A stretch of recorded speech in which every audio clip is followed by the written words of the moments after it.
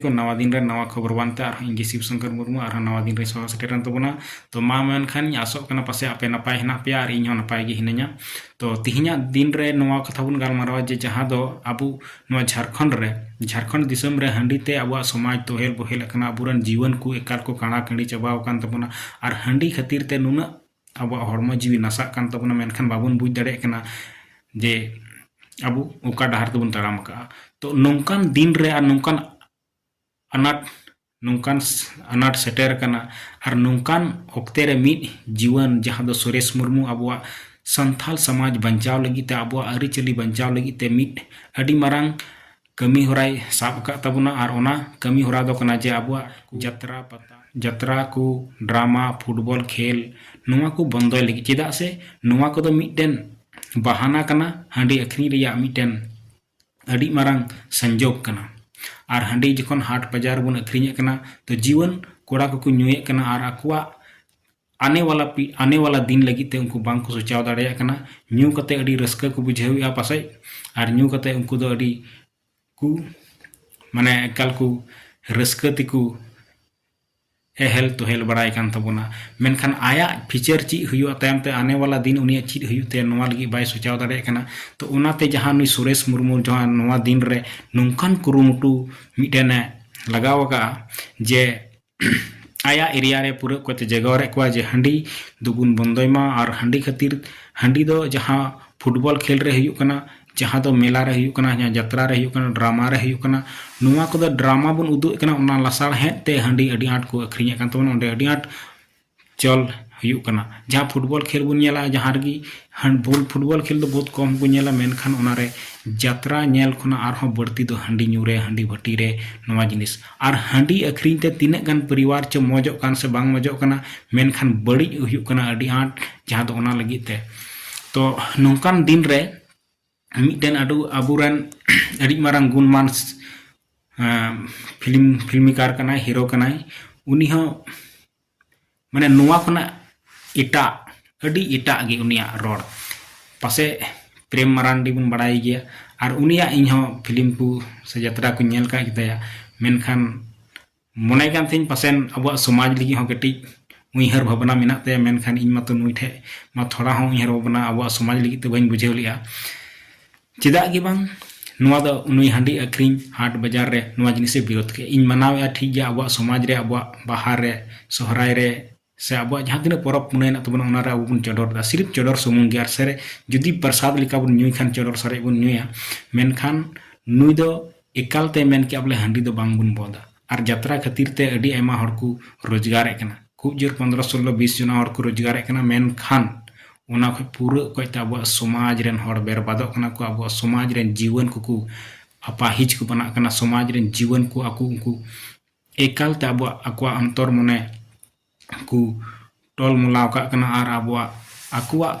आने वाला फीचर ची हुई तो आने वाला उनको दिन ची लिका हुई तो नवा जिनिस बांग को हुदिस ᱧᱟᱢ कना ओनाते हंडी खातिर दो हंडी खातिर समाज तो हेल बोहेल कना एकाल ते डाम ढी चबाव कना नोंकान समाज दो नित समय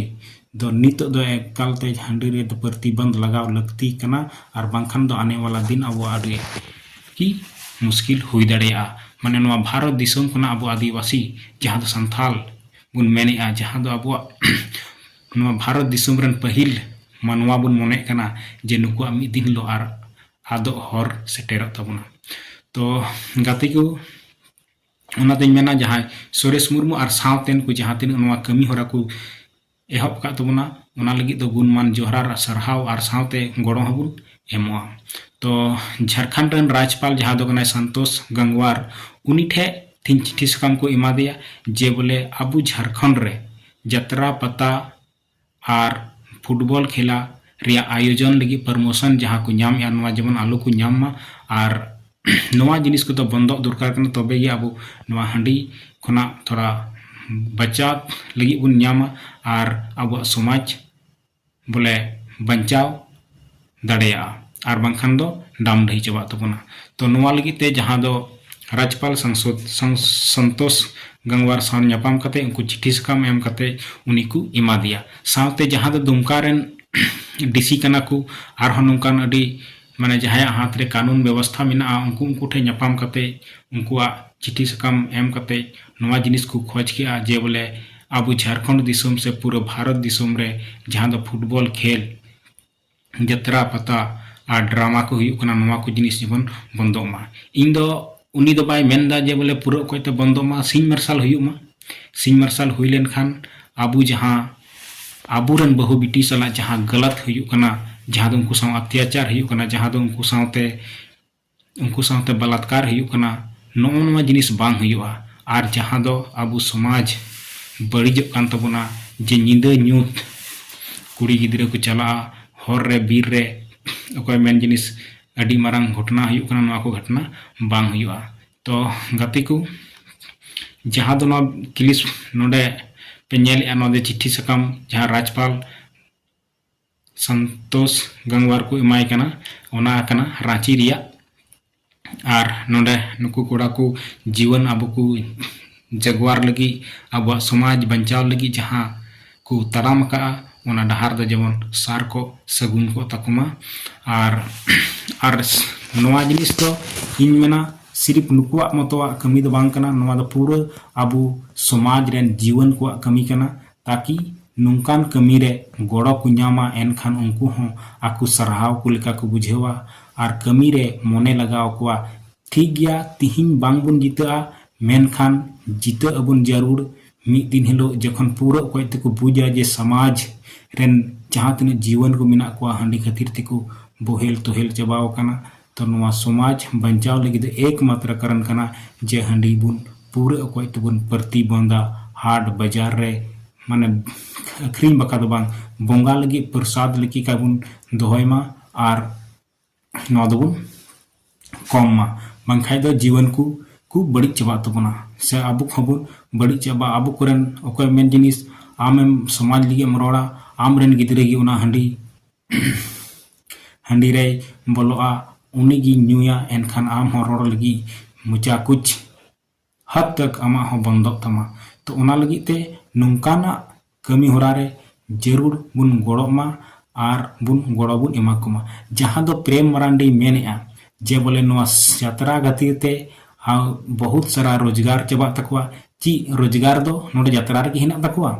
रोजगार दो ची ड्रामा को दुल खाई रोजगार हुआ मेनखान एटा एटा कमी कते हैं उनको परिवार बेस चला तकवा पसे यात्रा रे यहाँ को कमाओ दा मी निंदे रे ओना खना बेसी को कमावा एटा रे कमी कते और अब समाज लगी भागी हर को दुख तकवा उनको हर गे ठीका उनको आदो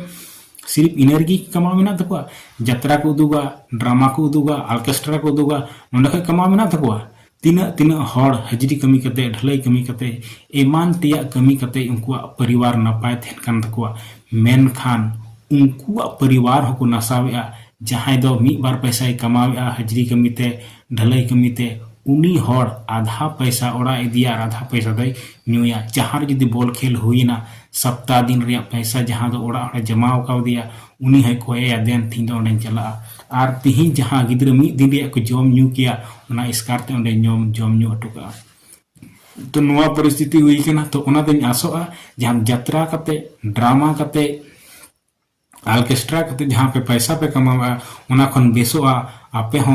यात्रा ड्रामा बगी कते कोई भी कमी ठेकेदार कमी कते